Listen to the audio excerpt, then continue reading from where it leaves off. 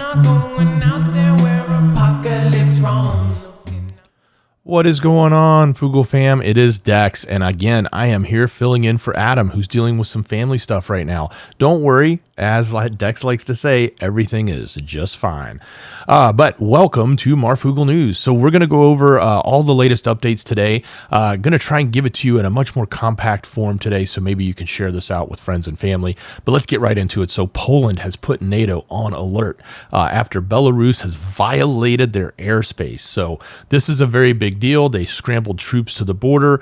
As we mentioned earlier, yesterday and even last week, Poland has been doing a lot at the border, been increasing their troops, increasing their presence. They really feel like things are about to kick off based on the actions they've been taking. So these helicopters had come in. They were in a training exercise and they crossed the border. Now, the reason this is so important is the way they did it. Excuse me, at least on one hand, they were warned in the sense that Belarus told Poland in advance, hey, we're doing training exercises, so don't freak out. But at the same time, these helicopters came in very low, crossed the border, and in a way that was trying to be undetected by radar. So you can understand if you're Poland and you see a couple of attack helicopters coming across your border and they're very, very low, that is very suspect. So again, this is the type of stuff that can easily escalate quickly and turn a training event into a real kinetic conflict over in just a matter of minutes. So very big deal. And now Poland has referred this up to NATO as an incursion. They've reported it up. We'll see what comes from that. I'm sure there'll be some statements or some position about it. But definitely we need to be paying attention to what's going on with the border there. We know that the Wagner troops have moved into that area. We know that the tactical nukes have been moved into that area. We know that Belarus has, taken a much more forward position as far as the rhetoric and as far as the actions and activities that they're doing, especially bringing in Wagner and a lot of the other stuff that's happening along that border. So pay attention to what Poland's doing, pay attention to what Belarus is doing. This area could kick off very quickly. Look, we got a lot to cover. So we're going to talk about this and much more on tonight's Marfoogle News. So sit tight. We'll be right back.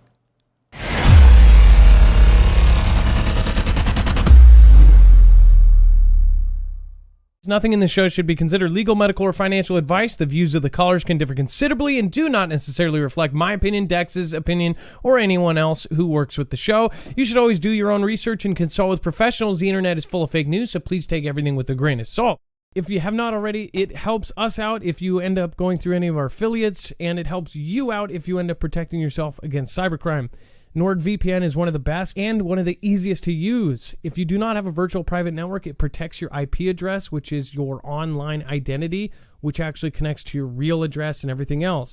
It also connects to you. If you know anything about how they are data logging and basically getting your profiles down, you can prevent that by having a VPN. Nord is, again, one of the easiest. Download it. It's like an on switch and off switch. All you have to do. Go to marfooglenews.com/VPN. Not only will you get a giant discount on this, but you will also be helping us. I appreciate your support, and I appreciate everyone that goes through any of our affiliates.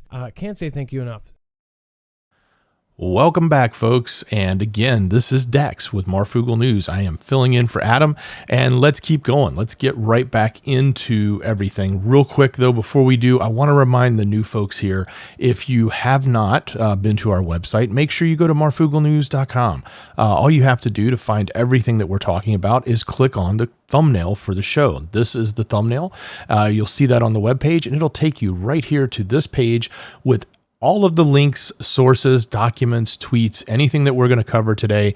It's right here on the page. So very easy to get to, marfooglenews.com. Just click on the thumbnail for the show. Also, we put the link down below in the show. It's called show notes. It's down in the description. So, hey, also, while I got you, make sure to hit that like button. It would look really good for me since I'm filling in if I got like a whole bunch of likes. So if you guys can hit it and help Dex out, that would be fantastic. But at the same time, if you feel like it, hit the share button.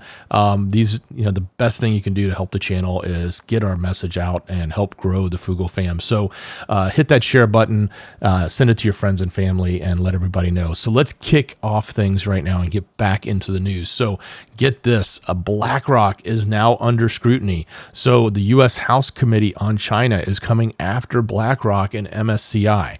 MSCI, it's an index provider. This is in the financial space, like BlackRock, who manages, the amount of funds that they manage in total is larger than the GDP of, all the countries in the world, except for the top three. I mean, they're probably ranked up there in 3 or 4. That's pretty significant, the amount of money that they manage. But anyway, what is actually happening, what you need to know here, is when we put the sanctions in place to stop allowing investments into companies that were helping fuel or advance the Chinese military, apparently BlackRock, according to this committee, has been subverting that and going around and finding ways to invest in China and invest potentially in these companies that they shouldn't be investing, or at least helping their clients and money that they manage go into those investments. So they're under a lot of scrutiny right now. They're going to be digging in. We'll see if this goes beyond just the committee, just the select committee on the CCP that has been set up by the House of Representatives. That's what they're getting kicked off. But right now, of course, BlackRock is denying any wrongdoing, and MSCI, who is also involved, is basically said they're going to review the inquiry. So there's not a lot of details right now, other than we know that they're being looked at. And not surprising when you think about, what kind of power can be wielded with money and finance, and especially when it comes to this name right here, which has definitely been at the forefront of all money issues and and financial implications across the globe. They got their hands in just about everyone's cookie jar. Matter of fact, if you ever want to go look at any big company and see who the largest institutional investors, it's going to be BlackRock and Vanguard. I guarantee it. You'll see those as the largest ones. And by the way, Vanguard is the largest owner of BlackRock. So really, Vanguard's the one that has most of the power, but BlackRock's the name you hear about all the time. All right, let's keep going. Look, the world's first, and this is kind of a silly article, but it's interesting, but the world's first robot CEO is warning that AI could take Elon Musk and Mark Zuckerberg's jobs. So basically, there's this company, I believe they're out of South Korea, and the company is called it's a firm. It's called a Dictator, and I'm probably pronouncing that wrong. I want to say dictator because that's what it looks like to me, but it's coming from South Korea. But Mika is their CEO. Mika, this AI robot, is literally the CEO of this company. So the CEO of the company had quite a few things to say. It talked about the grudge match between the duos and how they, it doesn't make a lot of sense. She said that both Musk and Zuckerberg's impacts extend beyond their respective companies. They have demonstrated that entrepreneurship and technology can be powerful tools for positive change in society. Quote, AI can process vast amounts of data, optimizing process and making decisions based on patterns and algorithms. This could potentially lead to more efficient and objective operations for these companies. She's kind of boring. But look, she went on to talk specifically about her job and how she's leading a company, and saying that the way, and I don't know why I'm calling her, it's it's like a robot, but it's got a female form factor, I guess. But anyway, Mika is going on to tell everyone that she is skeptical that these CEOs will remain in power as AI comes along and can do their own jobs better. So think about this. We've talked about robotics, automation, AI taking blue-collar jobs, taking white-collar jobs. Now they're talking about taking executive jobs. And by the way, she is literally the CEO of the company. She became the CEO of the company. They elected her, and she actually has employees that work for her. And they were a little weirded out at first, but they actually, got used to this notion of this AI system making executive decisions. And that's what she was programmed to do. So she was programmed to actually make decisions and at an executive level, and be able to assess the different types of tasks that CEOs would have to go through, and be able to make those more accurately and probably much more proficiently and efficiently. So I don't know. What do you think? I mean, are we going to just all be sitting around doing absolutely nothing and every single job is going to be run by AI? And is this the person that's going to be doing it? Or I should say thing. It's not really a person. All right. Tell me what you think. Leave us a comment down below. Love to hear your thoughts on AI, especially these robots. Hey, check this out. This is kind of creepy. It's almost biblical in some sense, but leprosy cases are surging, and specifically in Central Florida, according to the Center for You Know What. So the Cat Dog Cat has come out and published some information saying, look, they're having a significant number of cases. And this is not normal because, quote, leprosy has been historically uncommon in the United States. Incidents peaked around 1983 and has had a drastic reduction in the annual number of documented cases occurring from the 80s through the 2000s. But since then, reports have demonstrated a gradual increase in the number of incidents of leprosy in the United States. And a number of those cases have more than doubled in the southeastern states over the last decade. So this is kind of a big deal when you look. I want to say they suggested that about 1/5 of all the cases are now in Central Florida. And the majority of the cases in Florida are all in Central Florida, obviously. So those of you living in Central Florida, I don't know where this is coming from, how you're spreading it, but apparently it's out there. One of the things they've said is they're not seeing zoonotic exposure right now, meaning it's not going from animal to humans or from humans back to animals and being transmitted that way. That's a good sign. I know there's plenty of animals out there, like I know, what is it, the armadillo is one, and we have those here. And a lot of people say, oh, be careful when around those because they carry disease like leprosy. You don't want to get that. But look, the symptoms of leprosy, for those of us, because we haven't seen this, we don't deal with leprosy here in the U.S., but it includes discolored skin patches, thick and dry skin, skin growth, loss of eyebrows and eyelashes, muscle weakness, paralysis, and enlarged nerves. So it's actually a very serious thing. You can develop blindness, ulcers on the bottom of your feet, and you can pretty much perish from it. Now, it is treatable. It's back in the day, a lot of people perished from this. Now it's a treatable thing, but if it's left untreated, you run into these problems. And I definitely think you don't want to be catching this if you're traveling around, or if you live in Central Florida, maybe pay attention or wash your hands or something. But anyway, that's the story. Hey, real quick, I just want to touch on this quickly. Marfooglenews.com/EMP. If you don't know what an EMP shield is, I highly recommend just go to that link, take a look. The link's also below down in the description. You can protect yourself from an EMP. You can protect yourself from a CME, which is a coronal mass ejection. You can even protect your home and your vehicles from lightning damage, and not just lightning as in a surge protector, but a direct hit. This thing can actually withstand a full-on direct hit and protect your home, and they back it up with a $25,000 policy. Hey, I'm going to leave it at that. You guys have heard this enough. I actually might talk more about this later in the show, but just remember, marfooglenews.com/EMP. You definitely want to get protected, your home, your cars, any of your vehicles, side-by-sides, boats, RVs, etc., especially if you're bugging out. You want to get that stuff protected. So, all right, let's keep going, guys. So get this. This is kind of crazy. A drone attack. Not only a second attack, it hit the same exact building.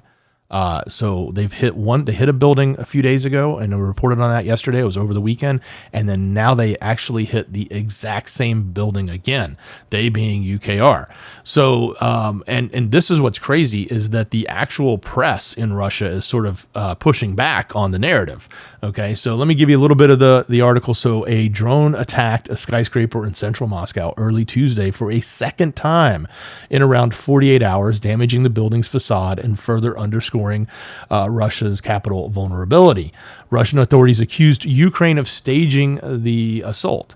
An advisor to UKR, President Volodymyr Zelensky, tweeted that Moscow is rapidly getting used to a full-fledged conflict without confirming or denying. They like to not confirm or deny this, but we know it's them. Plenty of other people had actually sort of insinuated that they took responsibility for the first drone attack. But the Russian officials have claimed that the repeat attacks in the capital region reflect failures in UKR's counteroffensive. And they're saying that the Russian officials are saying it's failing because they are claiming that they're taking these things down. They keep saying, oh, well, we've crippled them or we've shot them down or whatever. But then you still see this damage, like something happened, something made it through. So this is what is interesting, is that the press and the other people in the area there in Moscow are saying, hey, if you're saying that you've taken control of this, if you're saying that you've either crippled them or you've shot them down, how are they hitting the exact same building twice in a row? That doesn't make any sense. So, and it says it wasn't clear why the same building was hit twice in a row in both attacks. The Russian military said the drones that hit the skyscraper were jammed before crashing, which elicited questions from some of the staunchest reporters in Kremlin, like Margarita Simonian, the chief editor of the state-funded TV channel RT. She said in a post that a drone hitting the same tower for a second time in a row, where 3 federal ministries are located, at least requires explaining the comments that electronic warfare downed them all. Fair question. I think it should be, it's worth asking. I think if anything, the facts are there's a hit. It's happened twice in a row. And it seems like the drone manufacturing that's happening in UKR, which, by the way, if you didn't know, they are the largest drone manufacturer now, because they have their own. They made their own. They have their own plant, and they've been pumping these things out. They actually are producing more drones than anybody right now. So, so very, very much sounds like those are in effect, and they have reached pretty far if they're making it to Moscow. And this will be, I don't know if it'll be a game changer in the sense that it's going to stop the military. These things don't seem to be that big. Like, the damage they cause is, I'm gonna call it minor. I mean, if you were in that building and it hit your window, it's probably serious to you, but it's not like it's taking buildings down or taking out complete, lines of infantry or anything like that. But what this does do is just imagine you're at home in bed and, drones are striking in your street or hitting the building you live in, and you're in DC or you're in Atlanta or Seattle or LA. You live in a major metropolitan area and that's happening. That would put a lot of fear in the population. And that's not going to be good for Putin. That's not going to be good for the messaging that he's trying to put out, which is how great they're doing and how strong they are with the conflict. So this is a definite escalation. If we see this continuously happening over and over again, I think it will definitely be a game changer for the psychological aspects to the Russian population that isn't sitting, the conflict isn't in their backyard, but apparently it is now. So, hey, speaking of drones, those boats, we talked about this, the boats that took out the bridge to Crimea, they're at it again, the drone boats. So apparently they went in, there was a few of them that went in the Black Sea fleet, and were going after the Russian fleet. And of course, as they sort of said with the aerial drones in Moscow, they're saying here, hey, we took them all out. So the Russian Ministry of Defense has claimed that UKRs attacked the Black Sea fleet patrol vessels and between the 31st and the 1st with unmanned surface vessels. So these are the little black boats. I don't think I have a picture of them in here. No, I don't. They're the, if you remember, we showed those black, cabinless, small little boat. And really it's got a jet ski engine. I can't remember. It's a Canadian firm, Sea-Doo, I believe, is who makes the engines for those. But UKR has been building these little mini drone boats. They've put cameras on them. They drive them remotely and obviously fill them full of boom material and drive them into the location and set them off. So this is, as we talked last night, we talked about the new fencing that they were floating in the water, these giant pipes with big steel spikes up the top and big steel spikes down below to try to prevent any of these drone boats from coming into the bridge and taking out more sections. So more evidence that the drone conflict or the drone activity, as Zelensky had said, hey, we're taking it to a new level and you're going to see a lot of this. So it sounds like that is the case. Now, I will remind you, as I always do when we talk about the events that are unfolding in Europe between Russia and UKR, is that what you hear from the media is obviously full of a lot of ganda, depending on who's writing it. It's either going to have a Western narrative or it's going to have an opposing narrative from Russia's side or their allies. So just be leery of this, especially the stuff coming out of UKR, because even their news is absolutely 100% controlled by the government there. Just like heck, our news is sort of controlled by the government, but at least we have a lot of free independent media. We can talk about these things and get the information out. But look, just take it all with a grain of salt, okay? Pay attention to what the facts are and sort of rip away all the additional adjectives and adverbs. They can get a little cloudy, if you know what I mean. So let's keep going. This is kind of interesting. So we talk so much about the conflict in Europe, and we talk about a potential conflict in Asia with Taiwan and China and Japan and even NK.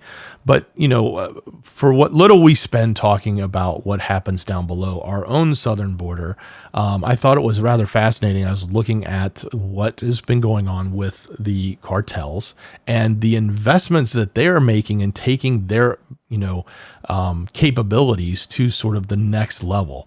And when I say that, what we're talking about here specifically is these trucks, and some of them they call monster trucks. And I'm not talking like what we talk about monster trucks. We think of monster trucks here in the States as, you go to the Monster Jam and you got big mud tires and they're jumping over cars or running over cars and bouncing through the mud and having a good old time, right? And demolition derbies. But what they're talking about is they're taking these big truck chassis and they're lining them full of steel.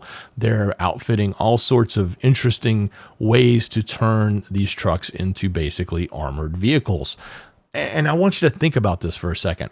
We're sitting here most of us here are sitting here in the States, and we don't deal with this. Like, we don't think about this. Like it would be very rare for any of our gangs or organized criminal groups or cartels, if you want to call them that, to be running up and down the street with, big machine boom booms on the back of a truck with armor all around them.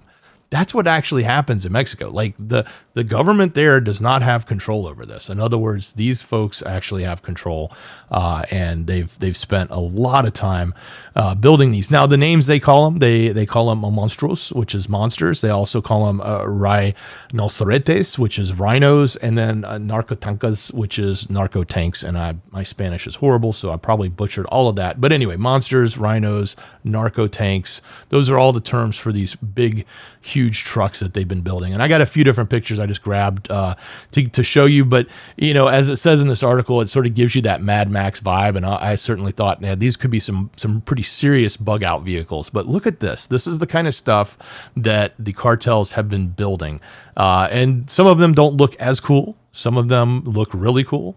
But you can sort of look, this is probably like a Dodge. I'm guessing it looks like a Dodge truck outfitted with all this armor around it, a big cow catcher on the front that's not decorative, that's probably would hook to the frame and can actually withstand crashing into things, unlike those cow catchers our mall crawlers put on their trucks.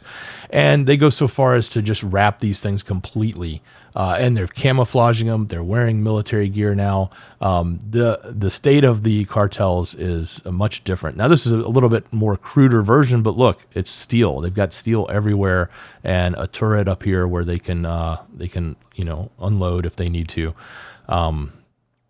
Wheel covers. So have you seen these before? Is this new to you? What do you think? Would you like one of these as a bug out vehicle? And would you freak out if you saw people driving around the streets in America with these? Yeah, you probably would. They probably wouldn't be street legal. But maybe they would. I don't know. I don't know the laws on building your own vehicles, but they certainly have done quite a bit here. So that's what's going on down south. This has been going on for a while, but it was an interesting article. I ran into it. I thought you guys would want to see it, and I'd share some of these pictures with you. So get this. How about this? There is a potential breakthrough, and of course they're calling it groundbreaking, but a pill now that is attacking the solid tumors in cancer. So if this is true, this could be huge. Now, I know a lot of people are skeptical about what goes on with cancer treatment, and I guess rightfully so. It seems like a lot of opinions out there, myself included, are like we do more to treat symptoms than we do to actually cure them, probably because there's a lot of money in treating. But I don't want to discredit, and I know there's plenty of people that have suffered from cancer, have beaten cancer, have lost their lives over cancer. And those that have, been able to successfully overcome it have typically done that through medical means or the help of others. So for those that are survivors, I congratulate you and bless you all. And I hope, and I pray for those who did not. So, but look, if this is true, this could be really big. So they're basically saying they've developed a quote unquote holy grail cancer drug that kills all solid tumors while leaving other cells unharmed. Now, this is kind of a big deal because, as many of us know, the way a lot of the cancer treatment stuff works is that they put basically like a poison in your body in hopes of killing off the cancer, but it also ends up killing a lot of other things, a lot of other cells, which then you have tons of side effects and other events that carry on from that. You don't want that. So if this is true, this would be huge. And I say true, if it becomes widely available, this would be huge. It sounds like it's already true in the sense that they've tested it. So they've tested the drug on 70 different cancer cells in the lab, from breast, prostate, brain, ovarian, cervical, skin, and lung cancers, and it was effective against all of them. That's huge. Those are some of the big ones. A lot of those are the biggest ones that a lot of people get hit with. So it'll be interesting to see what more we learn of this as it becomes available. Of course, I'm sure it's going to make some pharmaceutical companies a whole lot of money. This will probably be the most expensive pill ever when it comes out and comes to market. But these claims are pretty significant, and I'm sure we would all appreciate if we get to see folks find more cures to the cancers that are harming our families and loved ones. So, all right, we're going to keep trucking along. I want to say thank you, though, real quick to everybody in chat. I know this is a premiere. In other words, I've recorded this live and I've uploaded it. I'm going to be here in chat with you. So that's the setup we did tonight.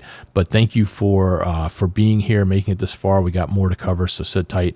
But I do appreciate everyone here. I'll be shouting out a few of you in chat, so I can't do it right now because I'm recording this in advance. But it's getting late here as it is, so this will be going up soon, hopefully, and I'll be joining you all before I fall asleep tonight. But again, I appreciate each and every one of you that have joined us, and I also really appreciate the mods. And real quick, the other product we talk quite a bit about here, it's one of our affiliates. It's marfuglenews.com/energy. If you don't have a solar generator or you don't have a way to have backup power for what you need when the power goes down, whether it's a full-on grid attack or something simple like storm or weather-related events, then you're without power. This is a great solution to back that up. Energy, one of the best. We've talked quite a bit about it, so unless you're new here, you've probably heard this over and over again, so I'm going to keep it really brief. But if you want the best, go look at it, marfuglenews.com/energy. It saves you money. You get a discount by using our code. It helps support our channel. This is the best way you can support us. Instead of donating money, it's a lot easier for you to buy something that's valuable to you and get it for a discount. And at the same time, that company helps us out so that we can survive and grow the channel. So, hey, go check it out. It stacks like Legos. You can add additional batteries. You can add a different functionality if you want a rapid charger, if you want the ability to turn it into a UPS. And if you want the big, bad daddy one, check out the tactical model. This thing was built for the military. Super cool features. It's it costs just a little bit more, but it's got a whole lot more functionality in the sense of in the ruggedness and the terrain that it can go through, because it was built for the Air Force and others, and they received grants from that. They helped design it, and they recently got the U.S. Army X-Tech SBIR Phase 2 contract. So that's going out. So these guys, energy is really great. Again, marfuglenews.com/energy. That's energy with an I, INERGY. Okay, let's keep going. The existential threats to humanity are soaring this year. So I want to pause for 1 second. If you think you know what and there's 3 of them that they put in this article. If you think don't go cheat, don't go look, don't click on the show notes link. Just put it in chat right now, or if you're watching the replay, pause and write it in the comments down below. What do you think the 3 existential threats to humanity are? All right. 3 more seconds. 1, 2, 3. Okay, you can unpause now. All right, let's go. So these are kind of obvious in my opinion, but the big one is the change. Of course, they're saying the dangers of the change that's coming, and that being the heat, that being the ice, that being the water, all the things that are changing. We kind of know that one. This one is the one that I think, came out of nowhere, which was AI. Not nowhere. Some of us in the tech industry knew this was happening, but to a lot of people, AI sort of just showed up out of the blue with ChatGPT. But AI technology is, the chance of that growing so fast and taking over the world is not, and basically destroying humanity, is not out of the realm of possibilities. This is not just science fiction. This is a lot of people in the tech industry are worried about this. And there's a lot of people that aren't, because they just want to make money and they're more worried about the bottom line. And then of course, nukes. We've went through the nuke phase back in the cold conflict with the USSR. That sort of went away. And now we're back at it again. We've got it with Russia. We've got China expanding their nuclear capabilities significantly and ramping it up. So there's more. And now the New START program that we had with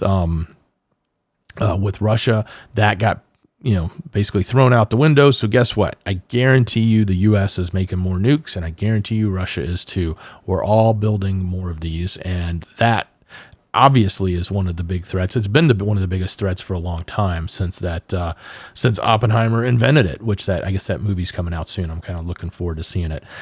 So tell me what you think. Do you agree? Are these the biggest existential threats? And did you get them right? Or did you just cheat and say you did? It's okay. Either way, leave a comment down below. Love it. And let's keep on going. Hey, this movie, I'm going to call it the SOF. Okay. I'm just going to, instead of saying this name, and the reason why is they were actually taking stuff down off the platform that was talking about this movie. So SOF. Okay. Now you know what I'm talking about. It outgrossed Mission Impossible and The Flash. But what's crazy, we'll talk about this, it's not the biggest run movie. I think it did beat out on the opening day Indiana Jones, but I think Indiana Jones is about 167 million. So they're only at 150 million right now. But look, the interesting thing is that this movie has, aside from the topic, and I know you all know what it is, so unless somebody just brought you here and you've never paid attention to anything in the prepping community or in the the woke space, if you want to call it that, then you might not have a clue. But I think everybody here knows what this movie is. But the point being is that this thing has set some interesting records, like having back-to-back weekends and runs that just don't happen. Like they've said that the figures that they have achieved were, for an independent film, are it's basically shaking the grounds over in Hollywood. They're like, what's going on here? We've never seen this kind of stuff happen before. So it's not just the topic. I'm sure the topic is one of the biggest drivers, but it's also some of the interesting ways in which they were going about marketing this and having people be able to buy tickets for other people, kind of like that whole gifting. So people who can't afford to go to the movies can go. The other thing they said was that this movie has brought in a much older crowd that has not been to the movie theater since CV, which is also an interesting statistic. So it actually brought people back to the movies. Now, this is a really cool one. So over the last 2 weekends, their ticket sales for the movie have been under 40%. Okay. That's not, you may think that sounds bad, but that's not. It's typically 50% drops. They usually see a 50% drop. They're seeing under 40% drop in the number of ticket sales. So that's, again, showing like this is kind of people in the movie industry are going, what the heck is going on here? Because this movie is not doing what it normally does. Now, again, the other thing, it was only released in 2,600 theaters, yet the Indiana Jones movies and all the Mission Impossible movies, they were in 4,000 theaters. So they had much more opportunity. And just this SOF movie only had 2,600 theaters when it got started, and it's only up to 3,400 theaters at this point. So nowhere near the number of opportunities that the other movies had. And we've also seen, I think some of you have seen some of the instances where the theaters were mysteriously breaking or leaving the lights on or having sound problems when the movie was playing. I don't understand. Now, here's an interesting fact. Maybe those of you that know about it knew this, but I think I didn't realize this, but it says here, Angel Studios' post-promotion method isn't the only unique aspect of its business. The studio crowdfunded $5 million in order to distribute the film after, and now that's kind of cool, I understand that, but after 20th Century Fox, which previously held the rights to it, was bought by Walt Disney. And what did Walt Disney do with the movie? They shelved its release. That's why they had to go crowdfund and come up with $5 million, because 20th Century was going to do it. Walt Disney bought them.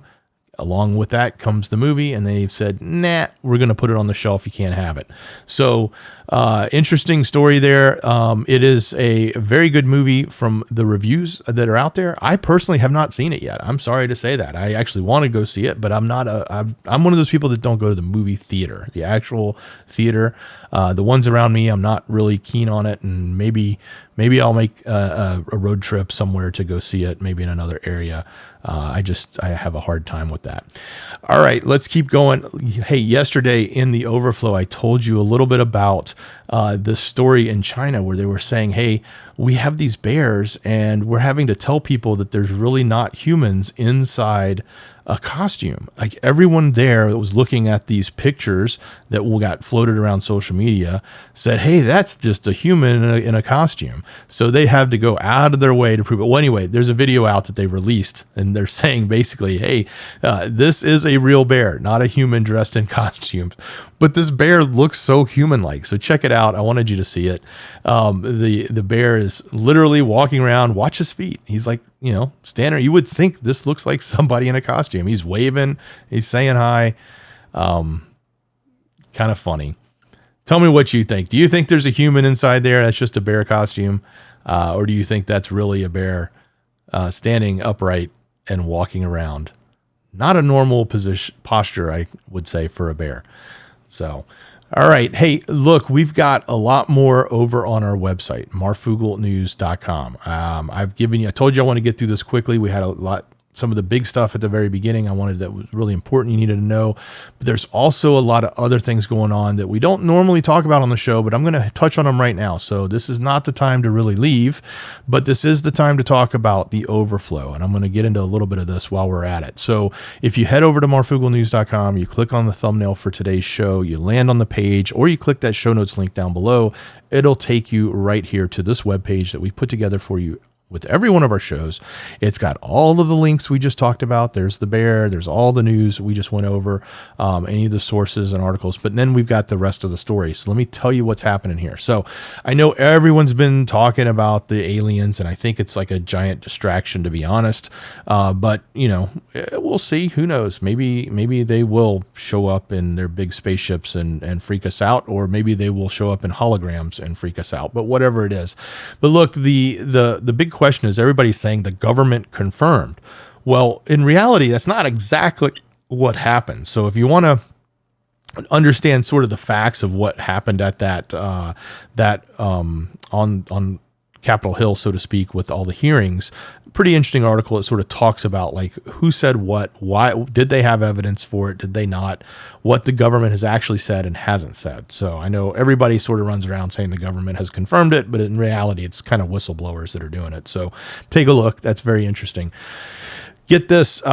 So the UN command has asked NK about U.S. Private Travis King. If you remember, he's the gentleman that was being detained in South Korea, being sent back to the States, and in the process of that, I guess, decided to join a tour group, went down the border town of, I can't remember the name of the town, but it's right there in at the border in the DMZ.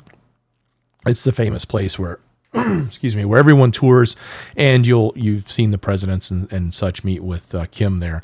He took off. He split across the border because he didn't want to go, presumably. He didn't want to face the charges that he was up against, which weren't really that big. I think it was just assault and some other things. It wasn't nothing. It didn't seem like it was anything super offensive, but probably didn't want to deal with it. Well, he's over there, and everybody's been trying to find out what's going on, and NK has yet to say anything. Well, the UN has reached out and asked for a response. Now, the one thing NK did, they gave absolutely no information about him, but they did acknowledge it. They said, hey, yeah, we got your request and we'll get back to you.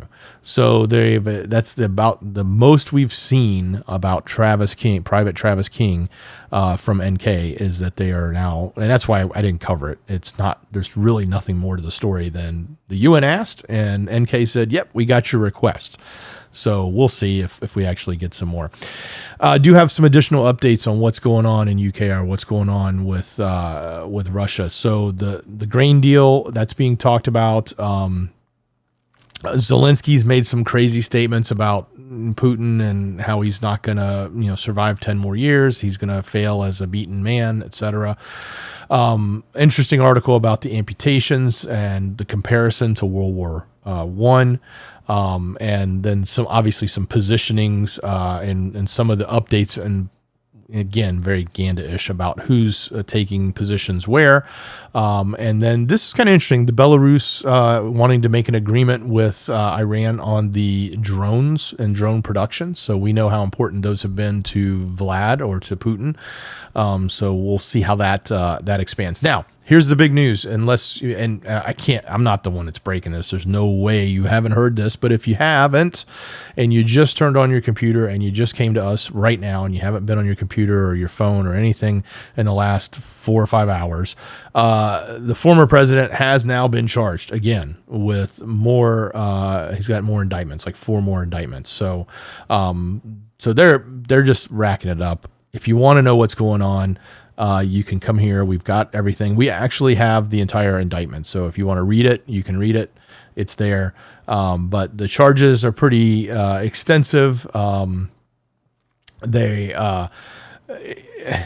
I'm not going to get into it. It's very hard when you're talking politics to try to stay neutral and not get engaged in one side or the other. And I'm just going to leave that part alone. I put all the information here for you so you guys can come check it out if you want to know what's going on, especially the narratives that are coming out against him, because that's pretty much what you're going to see. Now there's plenty of people that are for him, and there's plenty of people that say he can't win, and there's plenty of polls showing that he's dominating in the polls, which is kind of crazy too.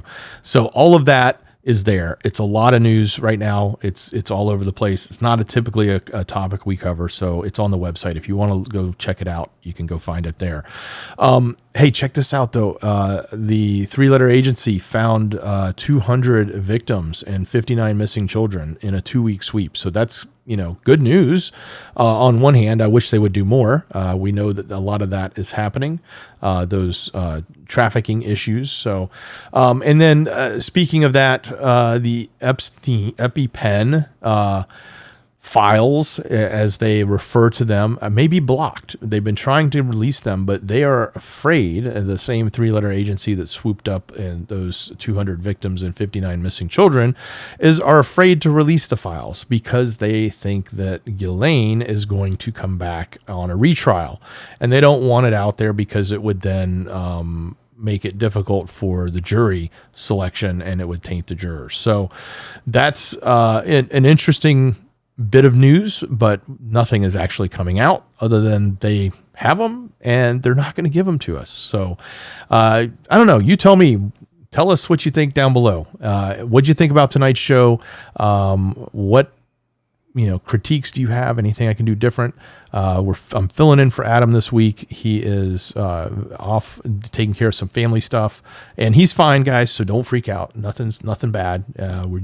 We got to do what we got to do and keep on trucking. Of course, you can always pray for those that are in need.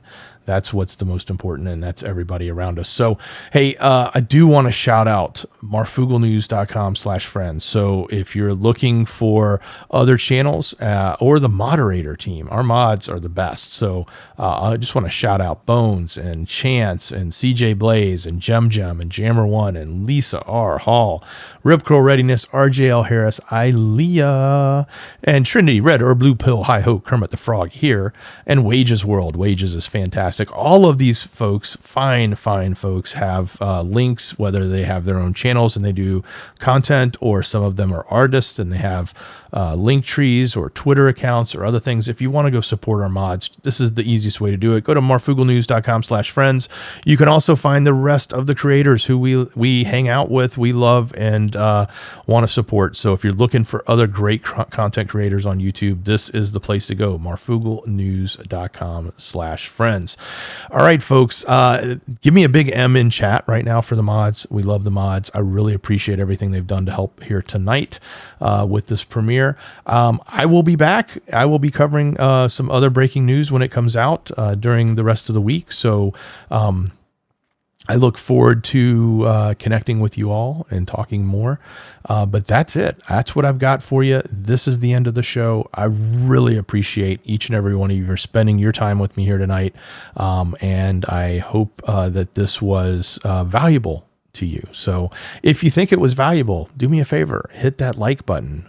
Make sure to check the subscription. I can't tell you how many times I hear the platform unsubscribed me. Yeah, it happens. So go check the subscribe button. Hit it for me if you're not subscribed. And if you're not getting notifications, click that little bell icon and check it for all. So make sure you got it.